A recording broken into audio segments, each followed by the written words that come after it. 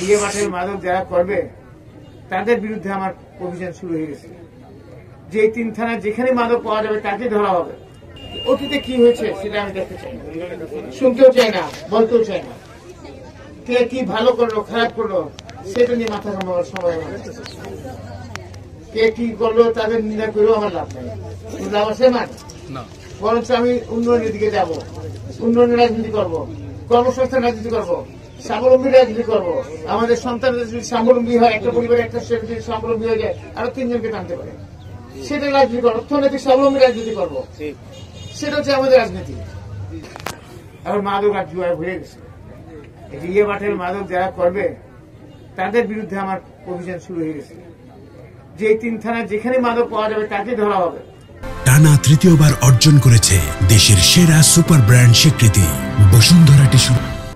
আপনি ধরতে পারবেন না, ধরবেন, মানবেন, কিছু উত্তম মধ্যম দিবেন, তারপর পুলিশকে ধরে দিবেন। যে খায় বা যা বেচে তাকে দুজনকে ধরবেন, তখন বাদ দিবেন না। আর তার জন্য যদি কেউ তদবির করতে চায় তাকেও ধরবো, ধরে ফেলবো, পুলিশকে তদবিরকারীকেও ধরে ফেলবো।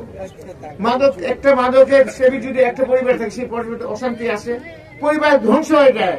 আমি নিজে দেখছি পরিবার ধ্বংস হয়ে যায়, পরিবার ধ্বংস হয়ে যায়। মাদকের জন্য বউকে মারে, তার বউয়ের কাপড় চোপড় বিক্রি করে দেয়, কিছু স্বর্ণ কারণ বিক্রি করে, সব করে। তারপরে চুরি ডাকাতি শুরু করে।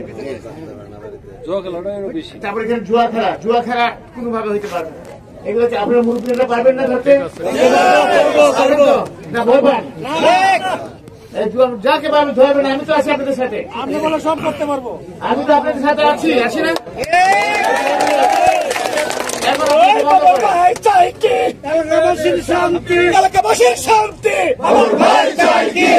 আমাদের যুব সংস্কৃতি আমরা বিনষ্ট হইতে দিতে পারি, নষ্ট হইতে দিতে পারি?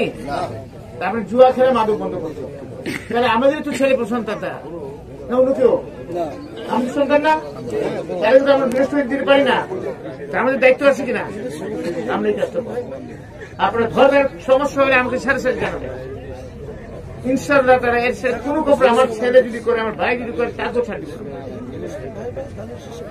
আর পরিশেষে আপনাদের সামনে দোয়া চাই, আমার জন্য দোয়া করবেন, আমি যাতে আল্লাহ পাক সুস্থ রাখেন এবং আপনাদের যে কতগুলো ওয়াদা করছি, ওয়াদাগুলো সঠিকভাবে পালন করছেন, তৌফিক যাতে আল্লাহ পাক সেই দোয়া করেন।